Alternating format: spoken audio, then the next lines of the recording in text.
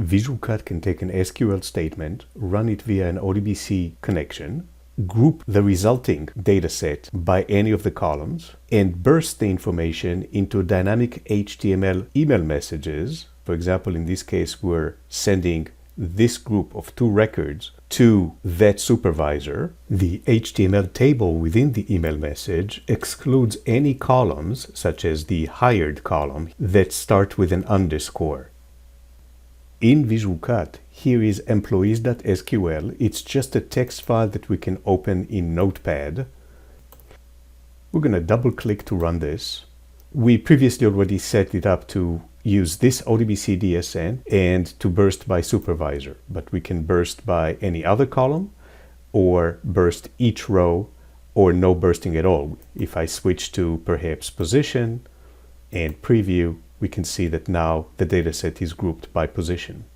Let's go back to supervisor. Let's proceed by clicking OK. And we have some options here that control the process.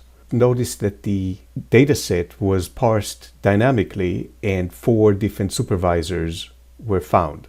Each one of these can be exported to a separate file, for example, to a separate Excel file. So if I turn off the email option and just start the process, you can see that 4 files got created. And if I open the one for Albert Heldstern, you can see that the Excel file contains only the rows for that supervisor.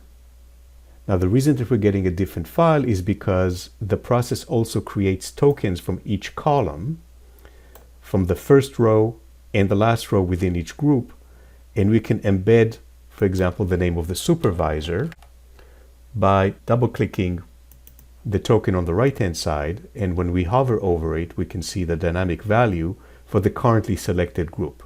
If I select Justin, we can see that the name of the Excel file contains the name of that supervisor. Now let's focus on the emailing aspect. There's a built-in HTML editor for the email message.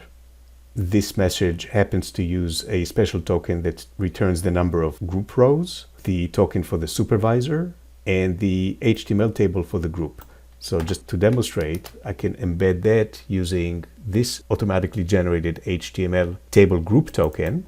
And if I preview, now currently the selected group value is Justin, so I'm seeing the email message for that supervisor, but I can go up or down on the list of values for the groups and see different information.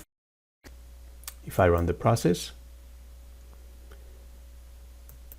here is what one of these emails look like in Gmail. Here's a review of some key points. When emailing or email bursting, VisualCut can generate dynamic tokens from each column and from the first and last row of each group.